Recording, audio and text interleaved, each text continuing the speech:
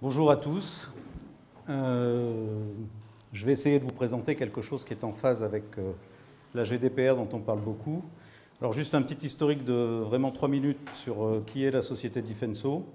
La société Defenso est une start-up qui a été créée maintenant depuis juin 2015, qui auparavant a été fondée par 5 personnes qui sont des consultants en sécurité dont je fais partie depuis un certain nombre d'années.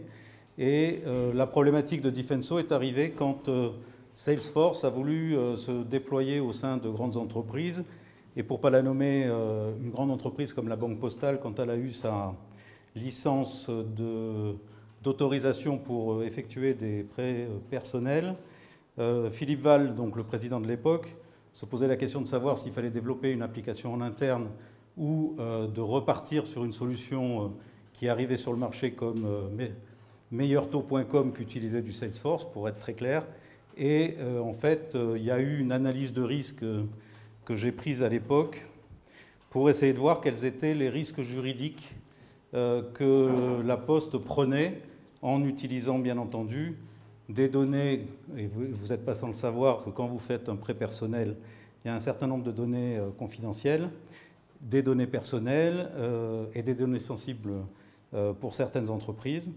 Et en clair, on a essayé de résoudre à la fois le problème, à la fois sur le plan technique, en essayant d'imposer à Salesforce à l'époque, je vous rappelle ça, il y a ces 5 ou 6 ans, de au moins faire du TLS 1.2 sur ces connexions entre la Banque Postale et puis Salesforce, de gérer des problématiques organisationnelles pour essayer au niveau des guichetiers de mettre un certain nombre de processus en place, et d'engager Salesforce sur un processus qui permettait effectivement de dire, en gros, Salesforce ne voulait pas du tout modifier son business model, c'est-à-dire qu'elle s'applique à une société de 10 personnes ou à une société de 100 000 personnes, et s'est posé la question à l'époque de dire, écoute René-Claude, si tu veux, tu peux te positionner en tant que tiers certifiant entre le client et Salesforce et essayer de réfléchir à une solution qui permettrait de rentrer dans un cadre légal. Voilà un peu l'histoire de Defenso. En gros, jusqu'en juin 2015, on a essayé de regarder comment on pouvait se positionner justement pour remplir cette expression de besoin sécurité, on va dire. Et on a été amené, chacun dans sa catégorie au niveau des fondateurs, de trouver une solution qui répondait à des règles de sécurité en essayant de répondre, alors c'est ce que je vais essayer de vous décrire tout de suite, de répondre autrement que par ce petit schéma qui résume un petit peu la situation qui existait encore il y a 1 ou 2 ans et qui commence à être revue via ce qu'on appelle les Cloud Access Security Brokers. En clair, on savait faire à peu près du transport propre, à condition d'imposer du TLS 1.2 ou des VPN. On savait chiffrer du stockage sur des infrastructures cloud, mais généralement avec une clé dont on ne savait pas trop bien comment elle était protégée et qui y avait accès en termes d'exploitation.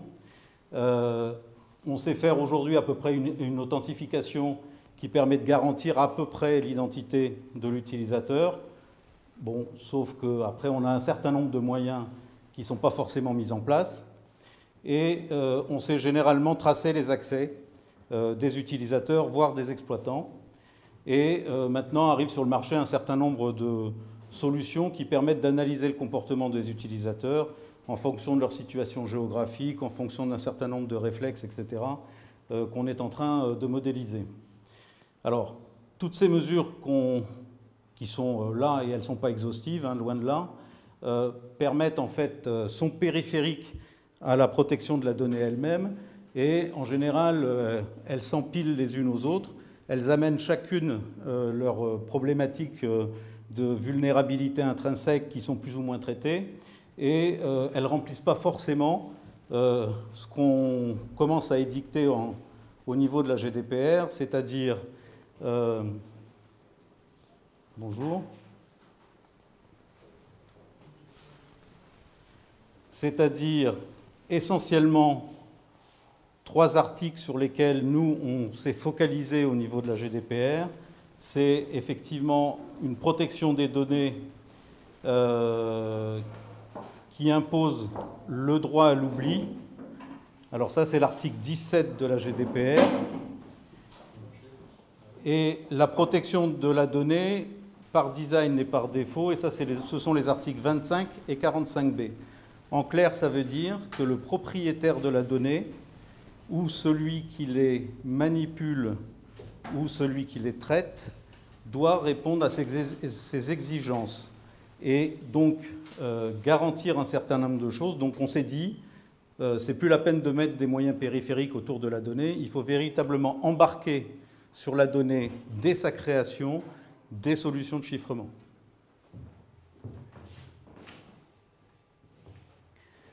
Alors, Difenso a créé cet écosystème qui permet de répondre, entre guillemets, à ce besoin. On va essayer de vous l'exprimer. Surtout par le développement de 3 composantes qui sont essentielles pour nous et qui s'appuient sur quelque chose qui est essentiel pour nous et sur lequel nous avons travaillé 3 ans, ce que j'appelle le Difenso Core System, donc le DCS, qui a été certifié CSPN par l'ANSSI, et c'est récent puisque ça date du mois de janvier 2017. Donc en gros, on a mené ça entre 1 an et demi et 2 ans de processus de certification.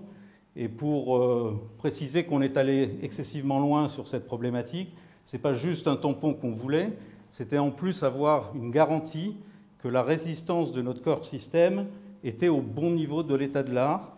Et on a choisi comme CESTI, une société qui est apparemment reconnue pour sa qualité d'investigation, c'est Quarks Lab. Donc, ce Difenso Core System, il est clairement en charge de toutes les opérations cryptographiques. Jérôme, qui est le CTO de la société, va vous détailler de manière très technique ce dont il est en charge. Et en fait, le Difenso Web Service, c'est-à-dire qu'on a eu un autre positionnement que l'ensemble des acteurs que vous avez dû entendre sur ce marché-là, que sont Cypher Cloud, Adalom, SkyEye, Netscope, et j'en passe et des meilleurs. C'est-à-dire que nous ne voulons pas offrir un produit qui va se plugger sur un type de marché ou sur un type d'éditeur. Ce que nous voulons, c'est qu'en fait, on soit totalement agnostique du type de données que nous chiffrons et totalement agnostique du type d'application qui les manipule. D'accord ? Et qu'en plus, on fonctionne un peu sur le mode open source, qui est de fournir l'accès à un web service qui va permettre de bénéficier à la fois de l'ensemble des fonctions qu'on a développées au sein de ce core system, mais aussi bénéficier d'une simplicité de mise en œuvre qui va s'appuyer en plus sur une donnée qui aura été chiffrée dans un cadre légal. D'accord ? On a développé au-delà de ça, donc ce web service aujourd'hui est disponible. Jérôme vous le détaillera techniquement pour savoir ce que ça comporte. On a un dev guide en anglais qui décrit toutes ces fonctionnalités. Et on a développé justement pour essayer de modéliser ce qu'on pouvait faire avec ce web service, c'était de développer des add-ins, des plugins ou des connecteurs en fonction du type d'application auquel ça s'adresse, qui va permettre effectivement de mettre en musique ce web service et de déployer un certain nombre de solutions, en gros sur les 3 éditeurs sur lesquels on a déployé notre solution, que sont Microsoft avec Office 365 ou Exchange en interne, puisque pour répondre à la question qui nous a été posée tout à l'heure, on ne répond pas simplement à des besoins cloud, mais on répond à des besoins qui sont aussi internes à des systèmes d'information qui sont totalement cloisonnés. D'accord ? On le détaillera tout à l'heure. Et en fait, quand je vous disais qu'on fonctionne sur le mode open source, des grands groupes financiers nous ont posé la question au travers en fait, de l'ensemble du périmètre auquel on s'adresse aujourd'hui, de savoir si le code de nos add-ins et nos plugins était protégé ou pas. Et on leur a répondu non. On est capable de donner le code de nos plugins, add-ins ou connecteurs pour les faire évoluer ou pour les rentrer dans un système qui a déjà été déployé au sein d'une entreprise. Donc on est totalement libre sur cette problématique. Et donc aujourd'hui, nous sommes en fait en mesure de déployer un certain nombre de solutions parce qu'elles ont été déployées chez nous pour montrer un peu notre savoir-faire, mais que notre objectif, ce n'est pas de devenir un éditeur tierce, d'accord, de développer des plugins ou des add-ins. Notre objectif, c'est véritablement de positionner ce nouveau système de chiffrement qui est un petit peu innovant, on vous dira pourquoi tout à l'heure, qui est facile à mettre en œuvre, qui n'a pas la lourdeur d'une PKI avec ces problématiques que vous connaissez organisationnelles qui sont extrêmement complexes et qui sont généralement liées à des domaines qui sont uniques. Donc voilà un petit peu la philosophie de ce qu'on a voulu donner. Alors, notre web service de chiffrement, en gros, il protège n'importe quel type de données par design et par défaut. Donc, il répond aux 2 articles de la GDPR dont j'ai... donc, fonctionne avec tout type d'application et tout type de données, bien entendu. C'est le principe, en fait, d'appel à un web service, hein, pour être très clair. Donc, il est facile à intégrer via des appels normalisés basés sur les technologies du marché. En clair, si on sait constituer une requête JSON, en gros, on est capable de pouvoir communiquer avec notre web service. On utilise, au travers du Defenso Core System, des algorithmes de chiffrement et de signature considérés comme sûrs. Jérôme va détailler ça tout à l'heure. Et ce qui est important aussi, c'est que nous avons un principe qui permet de générer une clé unique et aléatoire qui est constituée en mémoire et qui permet de chiffrer l'information. Et en clair, ça veut dire que si vous avez, je ne sais pas moi, par exemple, 2 documents dans un mail en pièces attachées, chaque document sera chiffré avec une clé différente. D'accord ? On réalise en fait le contrôle des autorisations donc pour chaque donnée chiffrée individuellement. Et on fournit une interface d'administration des données pour le gestionnaire ou l'administrateur de l'application ou, en clair, l'administrateur de l'implémentation d'une solution, par exemple Outlook, au sein d'une entreprise. Et ce qui est important, c'est que toutes nos transactions sont chiffrées mais signées avec une traçabilité opposable, donc qui est horodatée et qui peut être opposable au tiers sur tout le cycle de vie de la donnée. En clair, vous avez une donnée chiffrée, elle est chiffrée par une clé qui est générée, qui est dérivée d'une clé maître qui est dans le HSM, mais bon, ça, vous allez voir après avec Jérôme qui va vous expliquer ça. Ce qui est important, c'est que ça va générer un chiffré tout de suite, on détruit le clair, on détruit la clé, et le chiffré n'est pas stocké chez nous. C'est ça qui est véritablement important à comprendre. Je vais un peu rappeler le contexte d'un point de vue technique. Tout ce que je vous présente, le DWS, donc c'est notre web service. Au départ, quand on l'a conçu, c'était à des fins internes uniquement. Donc on avait prévu un écosystème, on l'avait prévu dès le départ, et l'ensemble de nos composants devaient se communiquer avec notre DWS pour protéger les données. Et en fait, au fur et à mesure des présentations qu'on a faites de notre solution, on s'est rendu compte que ce DWS, en fait, il pouvait répondre à beaucoup de gens.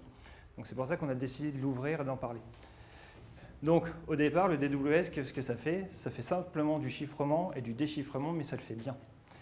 Donc ça, c'est quand même important parce que quand vous allez voir la littérature des solutions, en général, ils disent qu'ils font de l'AES, mais ils ne rentrent pas dans les détails. Est-ce qu'ils utilisent un IV différent pour chaque chiffrement? Est-ce qu'ils utilisent du mode CBC ou ECB? Ça, en général, ils disent ouais, on fait du FIPS, AES, mais ils s'arrêtent là. Donc nous, on rentre dans les détails, on vous explique ce qu'on fait. Et ça, on n'a pas peur de le dire parce que c'est de la littérature, c'est de la crypto et tout le monde sait ce que c'est. Donc ça, c'est la première chose qu'on a implémentée. Et ensuite, on s'est dit que ce qui était important quand même, c'était de rajouter un ensemble de gestion sur les clés. Donc activer une clé, désactiver une clé, activer des autorisations, pouvoir mettre une date de début, une date de fin sur une clé, et ainsi de suite. Donc ça, c'est ce qu'on va appeler les métadatas. Et du coup, AES, CBC, EBC... Ah ça, je ne le dis pas. Non, ça, c'est secret. J'en parle juste après. Donc, tout ça, l'objectif de cette DWS, c'est d'offrir vraiment un service de cryptographie appelable par des entreprises pour pouvoir protéger de façon robuste leurs données. Ça, c'est vraiment chiffrement-déchiffrement. Et ensuite, un ensemble de services de gestion de leurs secrets pour pouvoir, par exemple, dire tel utilisateur, il n'est plus dans mon entreprise, je désactive toutes ses autorisations, il n'est plus accédé aux chiffrés. Voilà ce qu'on peut faire. René, si tu veux. Quelle est la différence par rapport à une PKI? Ah, justement. Justement, j'en parlerai dans 2 slides. Très bien. Parce que l'objectif de Defenso, c'était, parce qu'on vient tous des grosses entreprises, on sait que la PKI, c'est... Il faut l'avoir fait une fois dans sa vie, mais on sait que c'est compliqué. Et on s'est dit, non, il ne faut pas qu'on reparte sur les PKI parce que ça ne marchera pas. Donc on n'a pas du tout de PKI. Alors, je vais commencer par tout ce qui est simple, c'est la communication avec notre web service. La première des choses, c'est que, ouais, pas de PKI, mais on est obligé d'avoir des clés RSA pour communiquer avec notre Defenso web service. Tout simplement parce qu'on va utiliser on va utiliser des JSON ou Web Tokens. Donc, nos communications sont protégées en TLS 1.2. Ensuite, toutes les communications passent à travers le protocole HTTP. Et on a décidé d'utiliser tout ce qui est JWT et JWE, donc c'est les JSON Web Token et JSON Web Encryption, pour pouvoir communiquer avec notre web service. Je ne sais pas si vous connaissez, parce que je n'ai pas fait de slide sur ces technos. En fait, c'est juste des JSON qu'on envoie à notre web service, et ces JSON sont, si c'est des JWT, sont signés avec la clé RSA de l'appelant. Et si c'est des JWE, en fait, c'est des JWT qui sont en même temps chiffrés avec du RSA OAEP, avec une clé qui a été générée aléatoirement. Voilà. Ce sont des données chiffrées dans un tunnel qui est lui-même chiffré. C'est ça. Parce qu'en fait, au niveau de notre infra, nous, on a nos serveurs frontaux, vous faites la connexion avec eux. Et ensuite, il y a un autre chiffrement TLS en interne. Par contre, c'est notre DWS qui a ses propres clés applicatives pour pouvoir générer ces réponses JWT et JWE.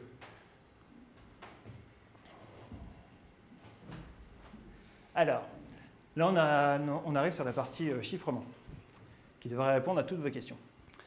Donc, ce qu'il faut savoir, c'est que on a certifié le DCS. Donc, le DCS, c'est une librairie qui est exclusivement utilisée ou utilisable par le DWS.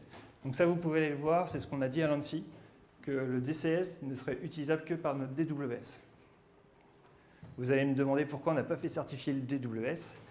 Ce qu'il faut savoir, c'est que la certification d'une librairie cryptographique, et c'est assez long, coûteux, parce qu'en général, il nous faut, je crois, 10 jours en plus pour pouvoir analyser la partie cryptographique. Une fois qu'une librairie est certifiée, on ne peut plus la modifier. Si on la modifie, on est obligé de repasser dans un processus de certification. Donc c'est pour ça qu'on l'a fait une fois, et cette librairie ne va plus évoluer. C'est pour ça qu'on a utilisé. Tant que ces algorithmes ne seront pas cassés. Tant que, oui. Alors si nos algorithmes sont cassés, je pense qu'on aura tous des soucis. Donc le DWS fait bien partie d'un produit qu'on a l'intention de certifier 2018, théoriquement. 2018, tout simplement parce que le DWS incorpore des nouvelles fonctionnalités. En gros, déjà cet été, on a implémenté des nouvelles fonctionnalités pour prendre en charge, par exemple, les flux vidéo. On demande de plus en plus de sécuriser des flux vidéo et de sécuriser des flux de données de santé, de radio, etc. Depuis le client. Donc on a incorporé tout un tas de fonctions et on attend de stabiliser notre DWS en gros en fin d'année 2017 pour rentrer l'ensemble dans un processus de certification et de qualification élémentaire à l'ANSI, puisque la qualification élémentaire répond aux problématiques défense et ministère. Donc, pour schématiser, notre DWS va recevoir à un moment donné une donnée à chiffrer. Donc ce qu'il va faire, c'est qu'il va faire appel au DCS. Et là, c'est le DCS qui prend la main et c'est lui qui a été certifié. Donc la première chose que va faire le DCS, c'est qu'il va interroger le HSM, parce qu'on est obligatoirement couplé avec un HSM, et on est obligatoirement couplé avec le seul HSM qui est certifié, c'est-à-dire aujourd'hui le HSM Bull. Donc là, on va demander la génération d'une clé de chiffrement AES 256. Ensuite, le DCS va générer un vecteur d'initialisation qui est aléatoire. Donc on utilise le random de Linux. Donc il est certifié. Donc toute la génération du nombre aléatoire du vecteur d'initialisation et le chiffrement AES-CBC qui est fait au niveau du DCS est certifié. Donc on n'a pas fait juste du dev random. Certifié et audité. Non random, c'est vraiment du vrai random. Donc ensuite, on a rajouté vérification. Et si jamais on régénère un vecteur d'initialisation qui a déjà été généré, on en génère un nouveau. Donc on s'assure 2 fois que le vecteur est unique. Donc pour un chiffré, on a un vecteur d'initialisation unique généré et une nouvelle clé de chiffrement AES. Ensuite, donc, le chiffrement est bien fait au niveau du DCS. Donc ça nous donne un chiffré. Ce chiffré, on l'envoie au HSM pour une signature, ce qui nous permet d'avoir une signature de notre chiffré. Et ensuite, on envoie au HSM les métadatas qui sont liés à ce chiffré, c'est-à-dire le propriétaire et la liste des personnes pouvant accéder à cet élément chiffré. Donc ça nous redonne une autre signature. Et ensuite, on envoie la transaction, donc le fait qu'il y ait une demande de chiffrement qui a été effectuée, au HSM pour signature. Donc c'est pour ça que vous retrouvez plein de clés différentes au niveau du HSM. C'est qu'on a des clés qui sont spécifiques pour générer des clés de chiffrement, qui sont spécifiques pour signer les chiffrés, qui sont spécifiques pour signer les logs, et une autre qui est faite pour signer les métadonnées. Ça veut dire que c'est couplé à un Active Directory ou un LDAP ou quelque chose comme ça, c'est ça? Non. Non. En gros, pour chiffrer une donnée, quand on interroge le DWS, on lui dit voici la donnée que je dois chiffrer et voici les personnes qui peuvent y accéder.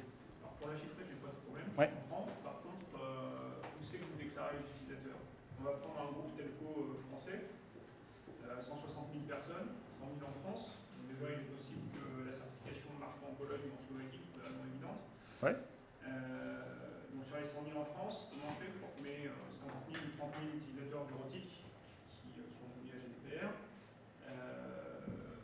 on puisse les rentrer, on ne va pas les rentrer à la main dans un DWS, donc c'est relié à une base de données d'utilisateurs en quelque part. Ça, c'est l'application Implante qui gère. D'accord. Qui gère Vous appuyez sur la gestion des droits. nous c'est l'application qui gère ces droits. Donc en fait, elle nous envoie ce qu'elle veut. Mais à un moment, nous, ce qu'elle nous a envoyé, on l'a signé, on l'a tamponné, et après, on peut le changer ensuite, mais c'est scellé. Et ensuite, au niveau du DWS, on va stocker les métadatas dans notre base de données. Donc ces métadatas vont nous permettre de régénérer une clé qui a été utilisée et va nous permettre de garantir l'intégrité des listes d'autorisation. Et voilà. Donc là, je vais faire la cinématique de déchiffrement. Alors, juste une chose sur les infrastructures. On a 2 modèles de fonctionnement. Un modèle où notre DWS est hébergé en mode SaaS, d'accord, avec un client déporté sur Internet. Mais on a aussi un modèle qui est déployé au sein du HSM, parce que le HSM Bull, en version OEM, a un environnement de processeur, mémoire, disque, etc., intégré à l'intérieur du HSM. Et en fait, on a déployé le DCS et le DWS au sein du HSM. Ça veut dire que toutes les transactions ne passent pas par un câble, elles sont directement internalisées dans le HSM. D'accord? Et on peut implémenter cette version, donc qui peut être clusterisée, au sein d'un système d'information quelconque, complètement cloisonné éventuellement. Alors là, le déchiffrement, je vais le faire rapide. Hein. J'ai pas refait toutes les petites tambouilles. Donc, la première chose qu'on va faire, c'est quand on va recevoir une donnée à déchiffrer. Alors, là, évidemment, je vous ai passé toute la phase, je vérifie mon JWT. Hein. Ça, c'est pas le sujet du jour. Hein. Si mon JWT n'est pas bien signé par l'application Implante, je ne l'accepte pas. Donc, voilà. Mais une fois que j'ai accepté une requête au niveau de mon web service, par exemple une requête de déchiffrement, la première chose que je vais faire, c'est que je vais voir si la donnée qui est chiffrée a bien été chiffrée par mon service. Donc je vais vérifier la signature. Si je connais la signature, alors j'accède à l'étape suivante, c'est que je récupère les métadatas au niveau de ma base de données et je vais vérifier qu'elles n'ont pas été altérées. Donc par exemple, ça évite qu'un administrateur malveillant insère un utilisateur qui serait autorisé à accéder à ce chiffré. Donc voilà. Et si la signature des métadatas est correcte, alors je régénère la clé de chiffrement AES et je déchiffre la donnée et je renvoie le résultat déchiffré. Toujours déchiffré dans le jeton JWT ou JWE. Alors vous avez compris une chose, c'est que nous, le clair, on ne le voit pas. Le chiffré, il est Si on envoyé... on voit le faire. Oui, ça dépend du mode, parce qu'on a 2 modes de fonctionnement. Le chiffré, il est à la main de l'utilisateur ou de l'application qui manipule ce chiffré. Tout simplement pour vous dire qu'on on n'est pas un tiers certifiant qui déporte le problème, par exemple, de Microsoft à nous, en ayant accès à la clé et à la fois au chiffré. On ne stocke rien chez nous. Notre base, elle peut être volée, ça pose aucun problème. Alors après, à moins d'une collusion avec l'utilisateur éventuellement. alors ce qui est important de signaler, c'est que c'est bien toute notre librairie crypto qui a été certifiée et pas uniquement le fait qu'on utilise un HSM certifié. Donc ça veut dire que ma génération de vecteurs d'initialisation ou ma génération de nombres aléatoires, plus mon chiffrement AES en CBC, tout ça c'est fait au niveau de ma librairie et tout ça, ça a été certifié. Parce qu'il y a souvent des solutions qui disent « ouais, on va être certifié le jour où notre HSM sera certifié ». Parce qu'en fait, toutes les opérations cryptographiques sont faites par le HSM. Nous, le HSM ne fait pas de chiffrement, donc ce qui nous permet d'avoir Alors pour la petite histoire, c'est une problématique que rencontre Microsoft avec Thales, par exemple, puisqu'ils ont choisi d'implémenter des HSM Thales pour faire le chiffrement justement dans Azure, par exemple. Et ils rencontrent une grosse problématique de charge qu'on ne rencontre pas nous, puisque les opérations cryptographiques, ce n'est pas le HSM qui les fait. Donc automatiquement, notre HSM est capable d'avoir des débits extrêmement importants, puisqu'il ne génère que des clés. Microsoft a d'autres problèmes avec sa solution que celle-là. Par exemple, le fait qu'il soit jugé parti et que la crypto... Non, mais ça, je pense pas. On est d'accord. Si le HSM ne fait pas l'opération de chiffrement, c'est-à-dire qu'il génère une clé, qu'il transmet ensuite. En fait, il en fait, mais il fait des dérivations, en fait. Il fait des dérivations et il fait la signature. Mais la signature sur des petites choses, donc en fait, il va faire que des traitements sur des 256 bits. Donc c'est pour ça qu'on a optimisé pour faire que ça. Et tout le chiffrement, donc le gros chiffrement ou déchiffrement, c'est vraiment fait au niveau de nos serveurs pour éviter d'avoir ce goulot d'étranglement au niveau du HSM, parce qu'un HSM, c'est pas fait pour faire du gros chiffrement. Voilà. Alors les métadatas, parce que ça, on en parle depuis le début. Donc ce qu'on peut rajouter quand on fait une demande de chiffrement, c'est dire cette donnée chiffrée, elle sera par exemple, on pourra la déchiffrer que de telle à telle date. Ensuite, ça sera impossible de déchiffrer. On peut aussi dire que ma clé qui a servi à chiffrer cette donnée, au bout d'un an, elle est désactivée. Donc au bout d'un an, plus personne ne pourra lire ce message chiffré. On peut directement activer et désactiver une clé. Donc ça veut dire que si vous avez une soupçon de compromission d'un message, vous pouvez dire ce message, je ne veux plus qu'il soit lu, donc je désactive la clé. Pareil pour les autorisations, donc ça j'en ai parlé. On peut très bien imaginer des scénarios où on dit tel utilisateur ne doit plus pouvoir accéder à l'ensemble des données chiffrées. Ou au cours. Voilà. Donc on peut imaginer aussi d'autres règles de sécurité qu'on peut attacher à la clé, donc en fonction des PSSI des différents groupes. On peut imaginer tout un tas de nouvelles fonctionnalités qu'on peut attacher à la clé, puisqu'on ne se préoccupe plus de la donnée en clair, on se préoccupe de l'accès à la clé une fois que la donnée a été chiffrée. Est-ce que ça ne demande pas à l'application de recréer une sorte de PKI pour gérer tout ça? Alors en fait, l'application... système, je ne parle pas de la crypto, non, mais en fait, toute votre gestion de droit, fine de droit, qui est complexe et donc qui apporte vraiment une protection à la donnée, si ça doit être géré par l'appli, ce qui ne sera pas, on va dire, plutôt par une appli centralisée, ça demande quand même beaucoup de choses. En fait, l'application, elle a juste... donc, tous ces droits sont associés au chiffré, donc elle a juste à stocker ces chiffrés. Et ensuite, elle a juste à stocker, savoir quelle personne a le droit d'accéder à ce chiffré. Donc ça, c'est du contrôle d'accès sur une donnée. Donc effectivement, là, ce qui peut devenir, où il faut rajouter une règle, c'est quand les... après, ça dépend, c'est vraiment des scénarios. Parce que... votre collègue disait tout à l'heure, quand les gens s'en vont, on les enlève, etc. Ouais. On voit déjà que ce n'est pas le cas dans les domaines Active Directory, là où c'est supposé être fait. Donc si en plus on le fait sur des comptes spécifiques, sur des applications, on peut être sûr que ça ne sera jamais fait. C'est pour ça que nous, on peut directement... L'avantage du web service, c'est qu'en une requête, on peut désactiver les clés d'un ensemble d'utilisateurs. Et une fois que la clé est inactivée, c'est pour ça. Encore faut-il l'inactiver. Oui, mais par exemple, imaginons que dans une entreprise, on a 10 applications qui doivent accéder à la même donnée chiffrée, effectivement avec des droits différents. Nous, on a tout centralisé, et donc on sait que ce chiffré-là ne doit plus être accessible par telle personne. Nous, on peut le faire directement en une requête. Alors que c'est vrai qu'au sein d'une entreprise, il faudrait gérer tous les droits de chaque application pour dire je désactive, ainsi de suite. Alors, rapidement. Donc, une fois qu'on a fait le DWS, pour essayer de montrer ce qu'on était capable de faire avec ça, on a créé des add-ins. Donc, notamment, on a commencé par les add-ins de chiffrement de messagerie Outlook. Et on a changé le DWS il n'y a pas longtemps, parce qu'on a eu pas mal de remontées de clients. Donc, je vous présente... On a travaillé beaucoup avec Microsoft sur ce Ouais. sujet, puisque Microsoft nous a vraiment demandé d'utiliser leurs API très proprement, d'avoir une parfaite intégration à leurs produits, etc. Et on a beaucoup travaillé avec eux pendant un an pour arriver effectivement à une intégration complète et qui respecte en fait tout l'état de l'art de la protection. Donc là, il y a un des services dont je ne vous ai pas parlé. Donc, je vais vous l'expliquer à travers ce slide. Donc, ce que va faire notre add-in de chiffrement de messagerie, il va faire une demande. Donc, là, vous voyez apparaître une nouvelle application. Donc, ça, c'est une application chez nous qui a le droit de communiquer avec notre DWS pour chiffrer des données. Alors, pourquoi on est passé par cette application intermédiaire? C'est pour pouvoir gérer tout ce qui est authentification de notre add-in. Donc, ça, on a séparé, c'est pour ça. Donc, ce que va faire l'add-in quand vous allez vouloir chiffrer un mail, il va demander la génération d'une clé de chiffrement AES et d'un vecteur d'initialisation. Cette requête va partir en gros jusqu'à notre DWS. Notre DWS va générer une nouvelle clé de chiffrement AES, un vecteur d'initialisation unique et va renvoyer ça au niveau de l'add-in.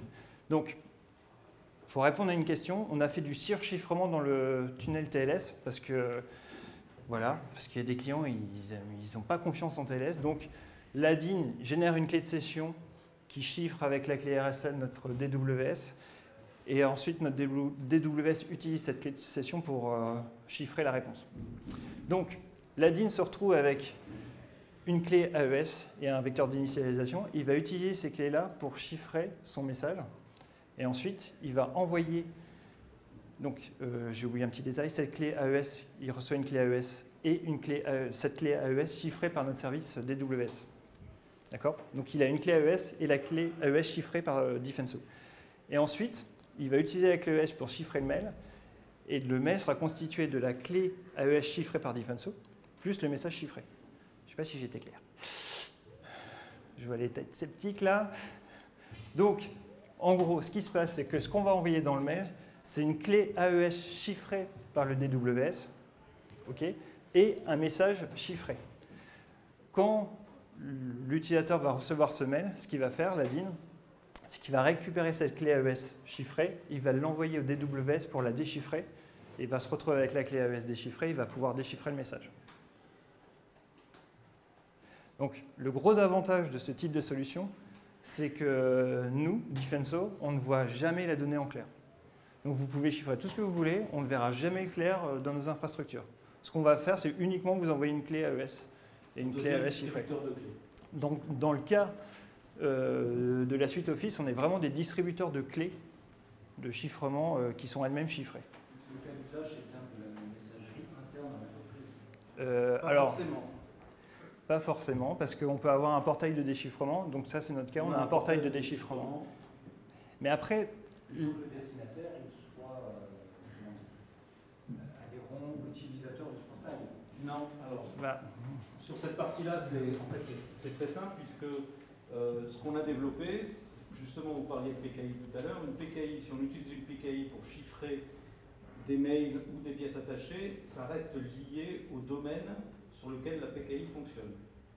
Nous, notre problématique qu'on a pris en compte depuis le départ, c'est de dire, si j'envoie un mail à, je ne sais pas, avocat@google.com, d'accord, cette personne va recevoir un mail chiffré, mais elle va recevoir un lien dans le mail chiffré qui va lui permettre de se rediriger vers un portail de déchiffrement où elle va avoir la possibilité de déchiffrer son message, son corps de message en clair ou ses pièces attachées sur ce portail de déchiffrement après s'être authentifié au moins une première fois. Ça ressemble au SMS qu'on reçoit dans lequel il y a on peut mettre tout de suite sur l'adresse IP suivante pour voir ce qu'on vous a envoyé. Mon premier réflexe dans ce genre de cas, c'est de jeter un message chiffré qui dit qu'en gros, je dois aller chercher une ressource externe pour comprendre ce qu'on envoie. Ça me paraît louche. Non, il n'y a pas à comprendre ce qu'on envoie, puisqu'on va sur un portail qui vous dit, on vous l'explique dans le mail, allez vous enregistrer. Un SMS que je reçois qui m'explique aussi parfaitement que j'ai un message qu'un inconnu m'a envoyé et que je peux aller écouter la réponse quelque part, c'est pas quelque chose qui va m'inspirer une confiance forte si d'abord je n'ai pas été préparé. Et comment vous authentifiez quelqu'un qui vous est inconnu? On fait vraiment le truc classique, enregistrement par mail, on envoie un mail pour activer le compte. Ça peut être n'importe qui. Moi j'ai reçu un mail comme ça. Mais par contre, il faut que ça corresponde à l'adresse mail Mais il faut qu'il y a dans le message. Que l'adresse mail soit autorisée par l'expéditeur. Oui, parce que, en fait, là, les métadatas, ce que vont être les métadatas, c'est la liste des destinataires du message et le propriétaire. Donc, et vous n'auriez pas vendu à HSBC des fois? Non. Parce que moi, j'ai reçu un mail comme ça de HSBC. Mon correspondant m'a dit, si Hervé, faut que tu cliques sur le lien, ça va te permettre de déchiffrer le message. Moi, sincèrement, j'ai vraiment essayé de suivre la procédure. Sur mon Linux, ça n'a pas du tout fonctionné. Alors, je ne sais pas si c'est quelque chose qui ne pouvait pas marcher sur Linux ou quoi. Moi, je n'ai pas voulu tester sur autre chose que Linux. Bon, de toute façon, je n'avais rien. Mais, si, je n'avais pas. Mais bon, en tout cas, ça n'a pas marché. Et puis, son truc chiffré, voilà. Non, mais attention, là, c'est pas une problématique. On ne clique pas sur un lien, le message était chiffré comme ça. Hein. Il y a un certain nombre d'étapes. Et c'est pas lié à un Linux où il n'y a rien à installer sur la machine, puisque justement, vous avez la possibilité de vous enregistrer et de. Alors ensuite, il y a des contraintes. Hein. Il faut faire du copier-coller du message chiffré, etc. qu'on ne peut pas faire automatiquement, justement pour des problématiques de protection. Alors ça, c'est vraiment quelque chose qu'on a décidé dès le départ. C'est de ne jamais avoir le chiffré stocké dans nos infrastructures. Donc c'est pour ça qu'on pouvait imaginer plein de scénarios, du genre mettre un lien unique chez nous qui nous permettrait de retrouver le chiffré. Vu qu'on a chiffré la clé, on aurait pu le déchiffrer, afficher le résultat tout beau. Mais nous, on ne peut pas faire ça parce qu'on n'a jamais le chiffré, on n'a pas le chiffré. Mais du coup, le corps du message, dans votre exemple, il est où? Il part chez Microsoft. Chez Microsoft. Par contre, tout a été chiffré en local. Oui, donc ça veut dire qu'on a obligatoirement une boîte hébergée chez Microsoft. Non, ou ailleurs. Par exemple, si vous le recevez sur Google, il faudrait accéder à notre portail de déchiffrement public pour pouvoir copier-coller le message et pouvoir le déchiffrer. Alors moi, j'ai un serveur mail interne. Je fais peut-être partie encore des rares qui ont Oui. ce privilège. C'est vous alors? Voilà, c'est moi. Comment ça se passe? Vous allez recevoir un mail chiffré. Pour le déchiffrer, il faudra passer par nos infrastructures. Mais ce que... Et la donnée, elle est stockée où? Bah, sera jusqu'à chez vous. Chez moi? Ouais. Mais les gens de l'extérieur de chez moi, ils n'accèdent pas à l'intérieur de mon serveur de messagerie. Sinon... Ah non, mais après, c'est envoyé... c'est rerouté par Microsoft, le mail. Non, mais lui, il parle que si c'est lui... Ah si, c'est vous qui envoyez. Votre solution. Je Ah oui. chiffre pour vous envoyer un mail. Oui, bah, ça sera chiffré et ça part, bah, le mail est transmis chiffré. Et donc ça arrive dans votre boîte chiffrée, vous le déchiffrez. Oui. Donc c'est stocké chez vous après. Non, chez nous, on n'a rien. C'est vraiment les... Chez vous, hein. Oui. Chez Guillaume, tu l'envoies à Guillaume. D'ailleurs, chez Guillaume, alors. Mais ce que je veux dire, c'est que notre DWS, nous, c'est les choix qu'on a fait aujourd'hui. Mais demain, si vous intégrez le DWS chez vous, vous pouvez très bien faire votre propre portail de déchiffrement et il n'y aurait plus toutes ces contraintes parce que vous avez accès aux chiffrés et aux clés. Donc voilà, nous, vu qu'on s'est refusé d'avoir le chiffré... Ce qui est important de comprendre, c'est que dans le cadre d'une grande entreprise dont on parlait tout à l'heure, 100 ou 150 000 personnes, vous pouvez dire par exemple que les 150 VIP de l'entreprise doivent communiquer entre elles en utilisant l'ADIM Defenso sur leur poste de travail ou sur leurs terminaux OWA sur iPad ou iPhone, etc., etc. En fait, notre modèle est totalement modulable en fonction des besoins. Si vous voulez faire partir des mails à l'extérieur et si la politique le permet, vous pouvez le faire, mais vous pouvez inactiver cette fonction. Si vous voulez ne pas mettre à disposition de l'ensemble des 150 000 utilisateurs de la messagerie locale à un groupe, vous pouvez ne pas le faire et avoir des groupes qui sont équipés, qui peuvent échanger entre eux ou avoir des adresses externes aussi qui sont autorisées de déchiffrer, qui sont équipées du même ADIM et qui permettent de communiquer. Donc en fait, tout est modulable. La plus-value du produit, si je peux parler de plus-value, je ne sais pas, c'est que vous n'avez jamais accès, ou presque, aux données en clair. Ah, ça dépend des scénarios, mais on peut ne jamais avoir accès aux données. Oui. Et l'autre, c'est que vous êtes certifié au moins pour la France. Et l'Allemagne bientôt. Et l'Allemagne, puisque c'est le BSI. Ouais, BSI, oui. Mais après, est-ce qu'il faut savoir de l'ANSSI aussi, pour une information encore que vous ne connaissez peut-être pas, la CSPN va être généralisée aux 27 acteurs européens en 2019. Il y a les grandes manœuvres qui sont en train de se Sera monter. peut-être. Ouais. A priori, on nous a dit au plus On tard, verra le texte de loi, on verra. en plus tard Mais, 2019. moi, personnellement, je préfère être certifié par l'ANSSI que par les Américains. Par exemple... Oui, mais ma problématique, c'est quand je travaille à l'international. Alors, c'était peut-être une question. Oui, l'international, oui, là, on a un problème là-dessus. Quand je travaille à l'international, la labellisation par l'ANSSI, ça vaut. Alors, je ne sais pas si il y a des copains de l'ANSSI, désolé, mais ça vaut rien.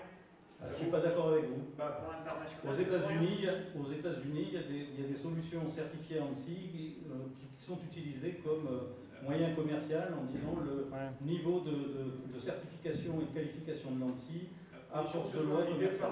Par la NSA. Oui, voilà, nous, si on veut avoir une certification américaine, on sera obligé d'introduire des algorithmes faibles. Et donc, ça, aujourd'hui, on ne le fait pas. Alors, rapidement, parce qu'on a dépassé un petit peu. Alors, voilà à quoi ça ressemble, la DIN. Hein. Je le fais bref. Hein. Vous pouvez chiffrer, déchiffrer. Vous pouvez... bon, là, c'est pour déchiffrer les données. Et vous pouvez voir qui a accédé au mail, qui l'a ouvert, quand est-ce que ça a été accepté, quand est-ce que ça a été refusé. Vous pouvez désactiver une autorisation. Est-ce que vous avez, par exemple, vous êtes trompé de mail, vous avez envoyé un mail important à une mauvaise personne, vous pouvez directement désactiver l'autorisation. Donc, alors, faire tout ça. Cette ADIN sera disponible dans le store de Microsoft au mois d'octobre et il y aura une communication de Microsoft sur ce sujet. On a fait le même travail avec Salesforce, par exemple, en faisant notre appel au web service depuis les serveurs Salesforce.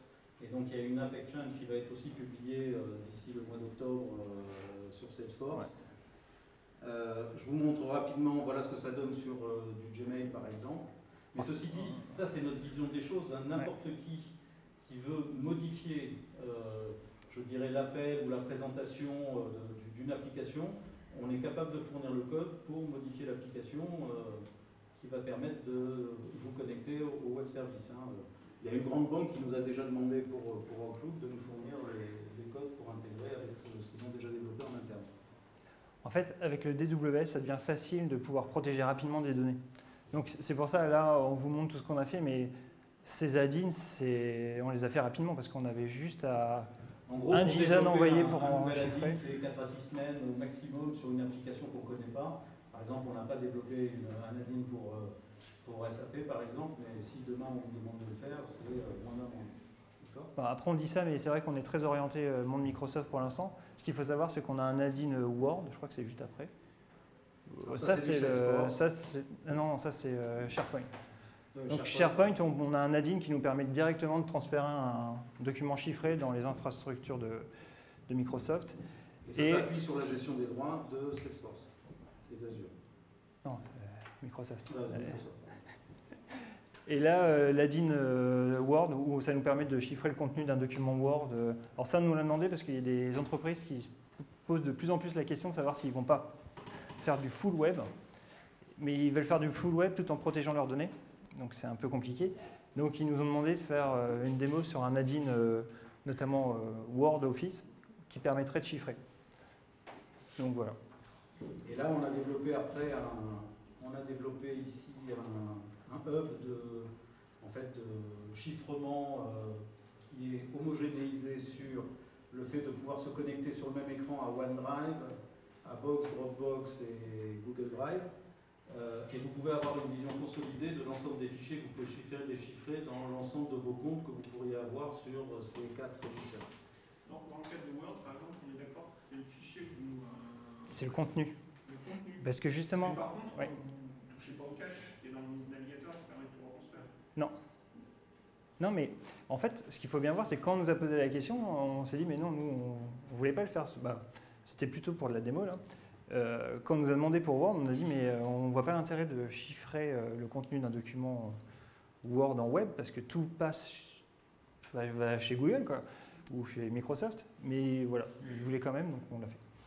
Mais c'est vrai que, par contre, pour le client lourd, il y a un intérêt, parce que là, pour le coup, on peut vraiment chiffrer tout le contenu d'un document Word, ou même juste une partie du document.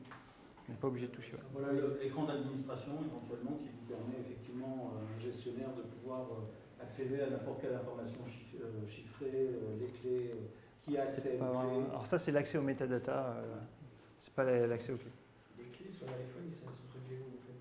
Comment? Un iPhone, elles sont stockées où, les clés? Elles sont chez nous. Toutes les clés sont chez nous. Mais elles ne sont même pas stockées, elles sont Vous avez dit qu'il fallait mes clés sur le device au début. Comment? Au début, j'ai noté qu'il fallait mes clés. Ah, ça c'est pour se connecter. Alors, ça c'est pour se connecter à notre DWS. Parce qu'il y a uniquement les. Donc, il faut enregistrer l'application, et l'application, pour qu'elle puisse communiquer avec notre DWS, il faut qu'elle envoie que des requêtes qui sont signées, et ça nous permet d'identifier et d'authentifier. Bon, rapidement, la synthèse. Je te laisse la faire.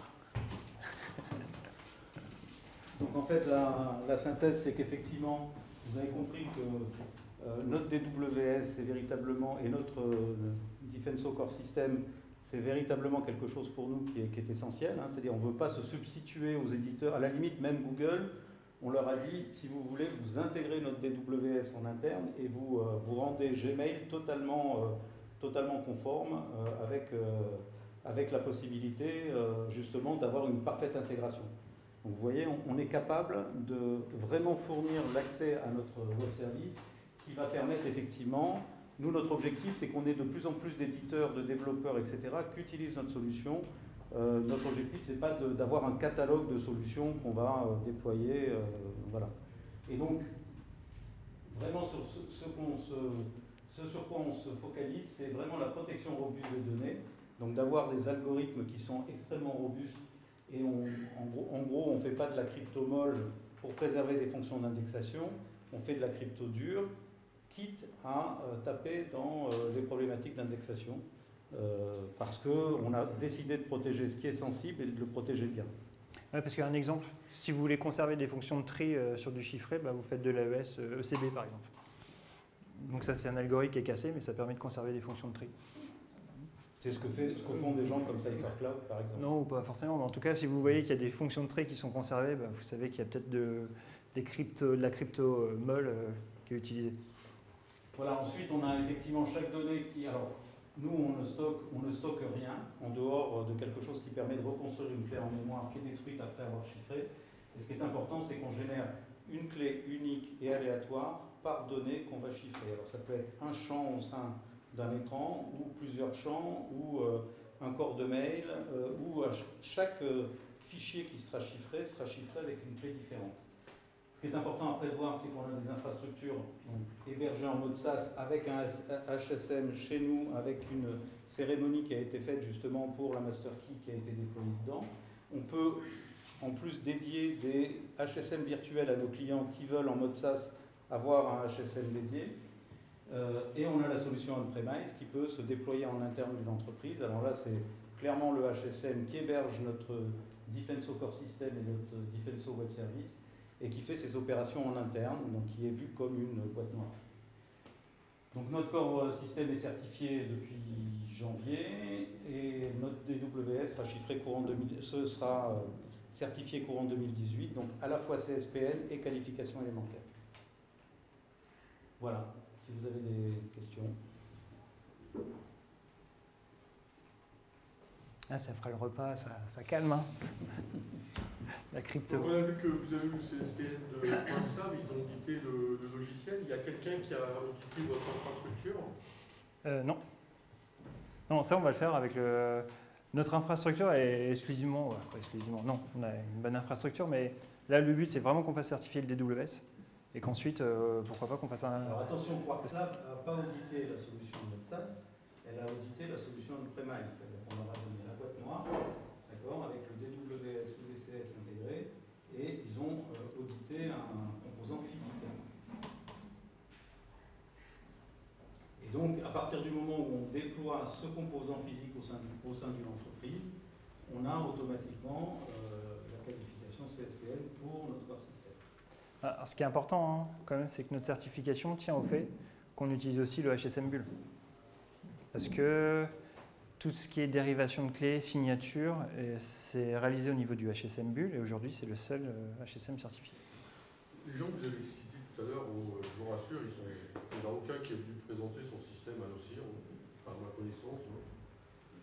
Par contre, par rapport, BlueFi est un peu différent, et par rapport, là vous avez quand même des solutions pour la messagerie, par rapport à BlueFi, vous vous positionnez comment? Je ne les connais pas. Vous ne connaissez pas BlueFi?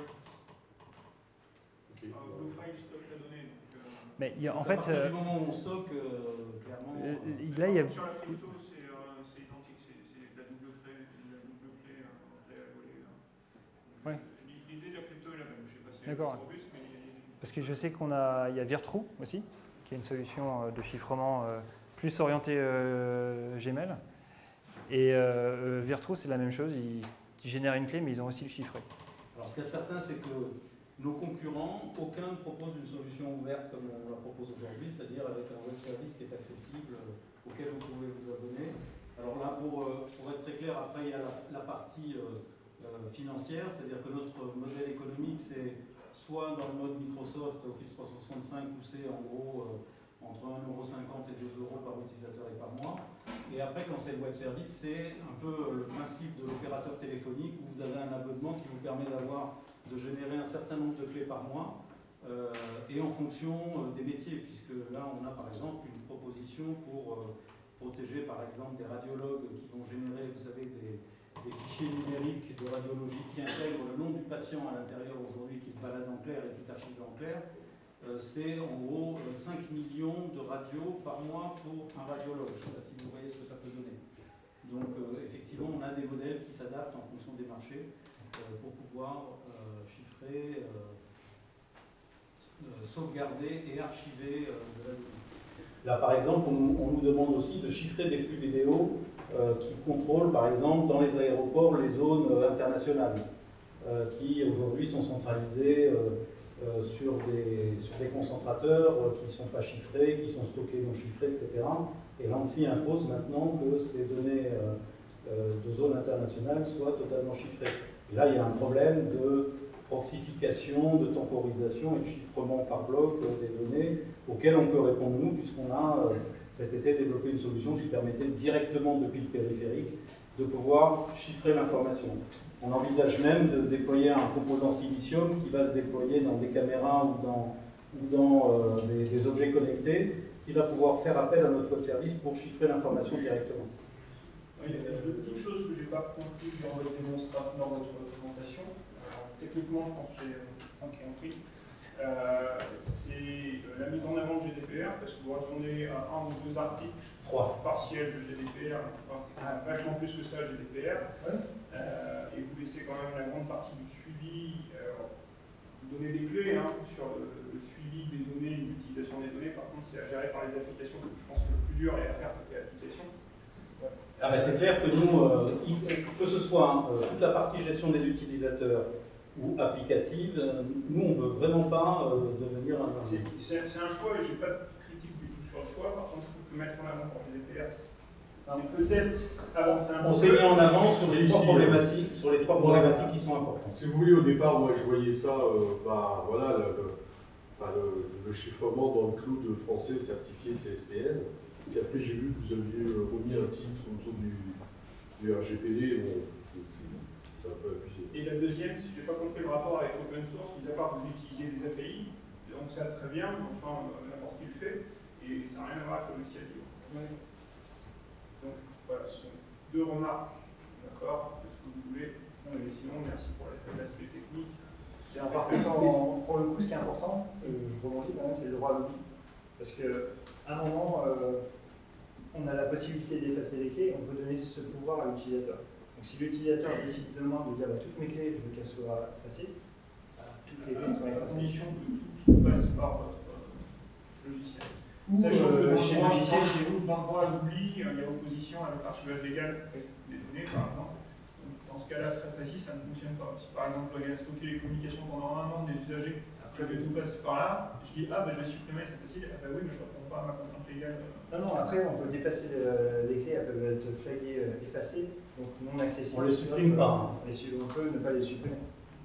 Donc pas supprimer, mais désactiver. Complètement désactivé. Donc inactif pour tout le monde, sauf Pour mon info, la version qui paye, c'est 10 chiffres. Quand on déchiffre, on paye pas. Quand on déchiffre, on paye pas. C'est le principe. Tout à l'heure, vous avez commencé à citer les trois exemples de déploiement qui étaient faits. Vous avez dit Microsoft, et après vous êtes arrêté. Donc les deux autres, c'était Salesforce et Google. En fait, ce qu'il faut voir, c'est vraiment que Microsoft font beaucoup d'efforts sur l'intégration des admins, sur l'ensemble de leurs solutions. Ils sont en train d'homogénéiser l'ensemble des appels au web service de l'ensemble de leurs solutions. Et donc c'est vraiment facile aujourd'hui d'intégrer des solutions. Ils se sont engagés un petit peu comme Salesforce, dans l'histoire que je vous racontais il y a 5 ans, d'ouvrir leurs API beaucoup plus, parce que nous on a déjà eu des retours en termes d'ergonomie, le fait d'avoir ce pavé à droite qui va déchiffrer l'information en dehors de la zone de texte où vous l'avez chiffré. Au niveau de certains VIP, ça pose des problèmes d'ergonomie. Et effectivement, ils sont en train de regarder Microsoft pour qu'on puisse obtenir des fonctions d'accès à des API qui vont aller plus loin dans la récupération des champs qui ne nous sont pas accessibles. Et nous, on refuse de travailler en utilisant le DOM, c'est-à-dire en allant détecter dans l'écran, la zone, etc., qui n'est pas, qui peut être soumis à modification en fonction des évolutions des différents éditeurs qui vont utiliser ces fonctions. Est-ce qu'il y a d'autres questions? Bon, ben, merci beaucoup.